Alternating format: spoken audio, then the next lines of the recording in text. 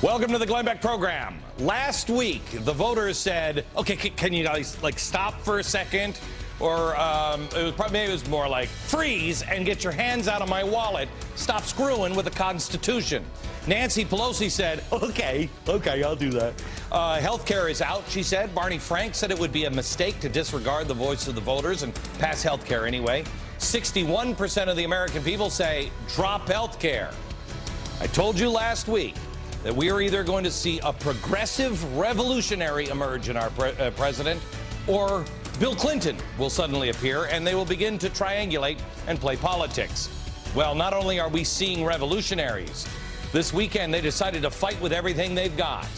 But it's not just revolutionaries, it's arrogant revolutionaries. According to an insider claiming to be present for the meetings that have occurred with Barack Obama, he recently said that the difference between what happened with health care in 1994 and what is happening now in 2010 is, and I quote, "You've got me." Oh, well, that's great. By the way, that insider just happens to be Arkansas Congressman Marion Barry, a Democrat. So, sure, we're going to get health care, from a progressive, and he is a progressive, but at least he's a humble progressive.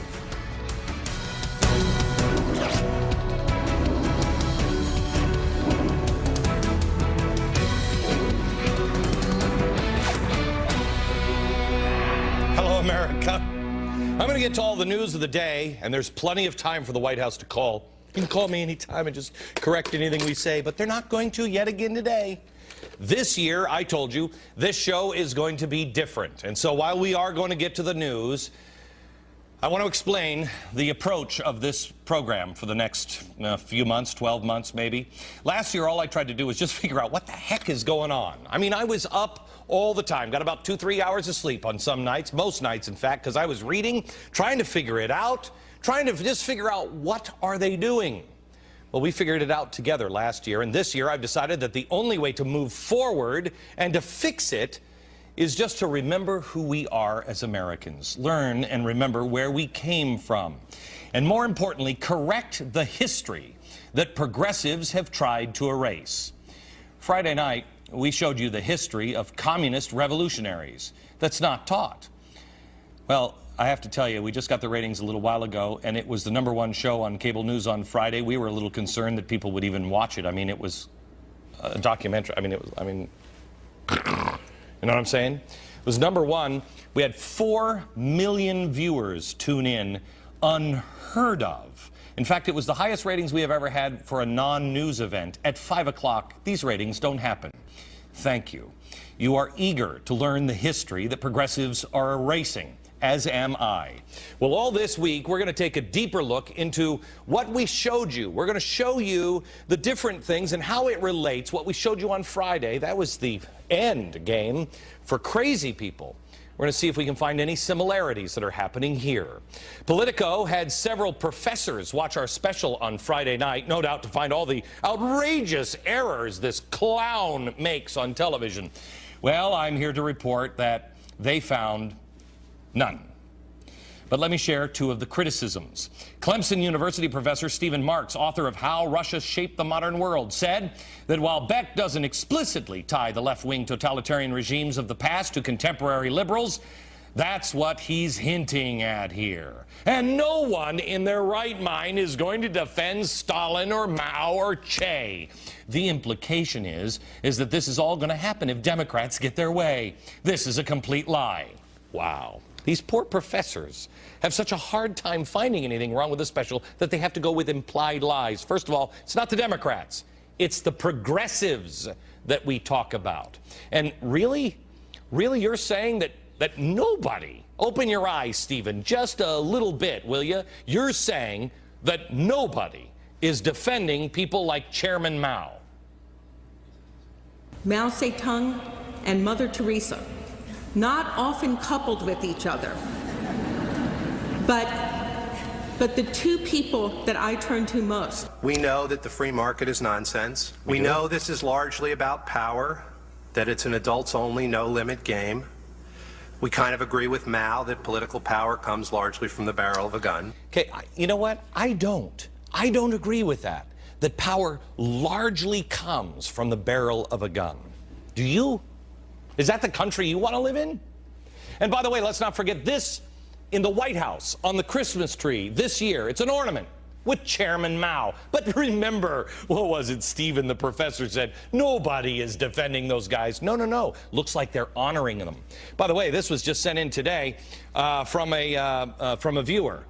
These are the people that we used to like. Can you get this a tighter shot of this anywhere? Hey, here are the people that we used to like, right? All popping their head? Yeah. Now look what we've turned into. What are we doing? These examples, I guess these are just from the Obama administration, so don't worry about it.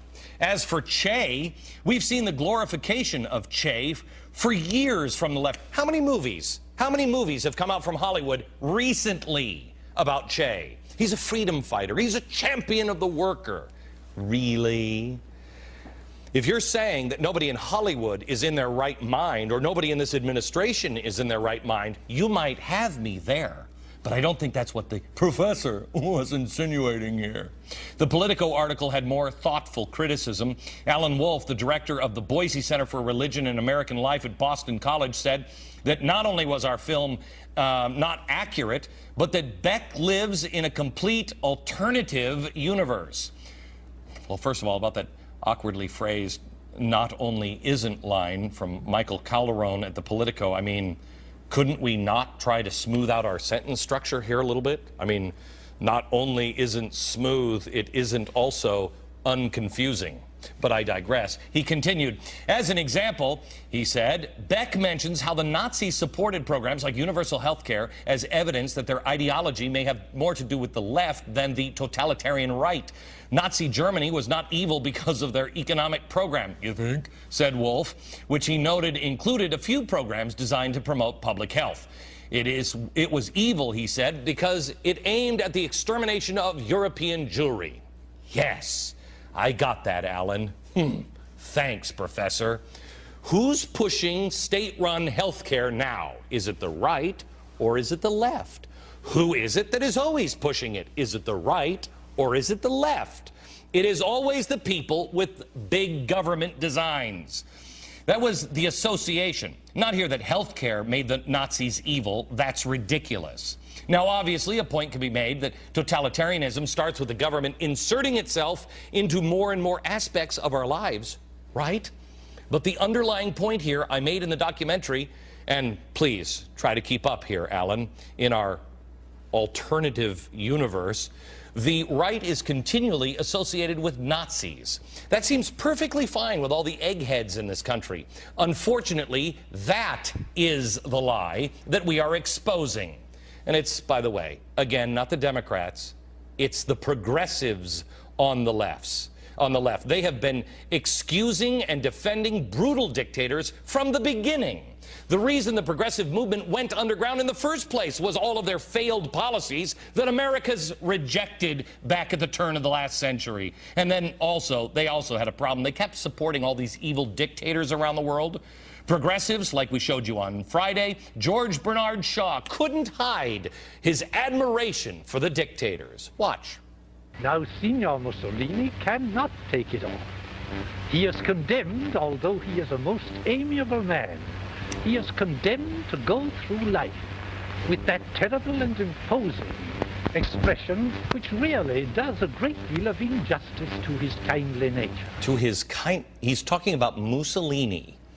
Shaw gave us a great insight into what the progressives do. He talked about Mussolini's scary look. Right before that part, he said, you know, Mussolini looks like this and looks scary. And I can look like that too, but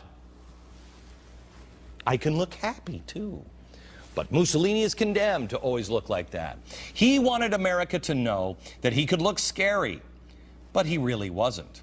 After it became abundantly apparent to the world the sheer evil that these people were supporting, progressives realized, as George Bernard Shaw demonstrated on camera, that they had to change the scary face. Not the policies, the scary face.